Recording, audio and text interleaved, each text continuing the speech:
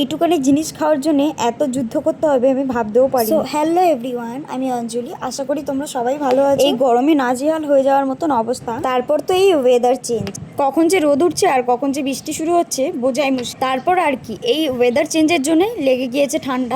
তাই ঘরোয়া উপায়ে বের করেছি একটা সলিউশন। বড়দের দেওয়ার টিপসগুলো কিন্তু এখন ভালোই কাজে লাগছে। এদিকে সব কিছু অল্প অল্প করে নিয়ে নিলাম।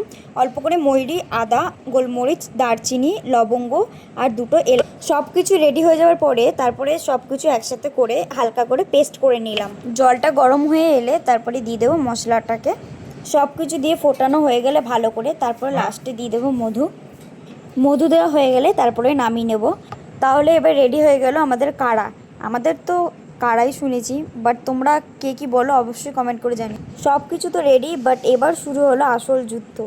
ছোটোবেলায় কিন্তু আমিও মায়ের সাথে এমনই করতাম খাবো না বলে, কিন্তু দেখো কত সুন্দর সময়ের পরিবর্তন। এখন নিজেকেই বানিয়ে খেতে হয় ভালো মন্দ বুঝে। এটা অবশ্য বিশেষত এই বাবু সাহেবের জন্যই ছিল, কারণ আমার তো ঠান্ডা লাগেনি, লেগেছে তারই। খেয়ে দেখো মুখটা কেমন করছে। এদিকে কিন্তু আরাম পাচ্ছে, কিন্তু মুখটা কিন্তু বিগড়াতে ছাড়বে না।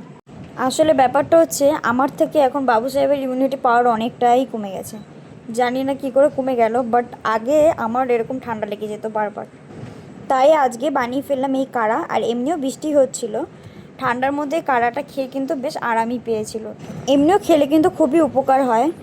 ঠান্ডা কেন, কাশি সর্দিতেও এটা খাওয়া যায়, খুবই ভালো জিনিসটা। এত যুদ্ধর পরে কিন্তু সেই লাস্টে খেলোই, কিন্তু সব কিছুর আগে যুদ্ধ করতে হবে।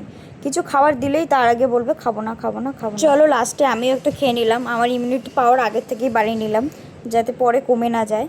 তো এখানেই আজকের ব্লগটা। বাই বাই, আবার দেখা হবে নতুন একটা ব্লগ নিয়ে।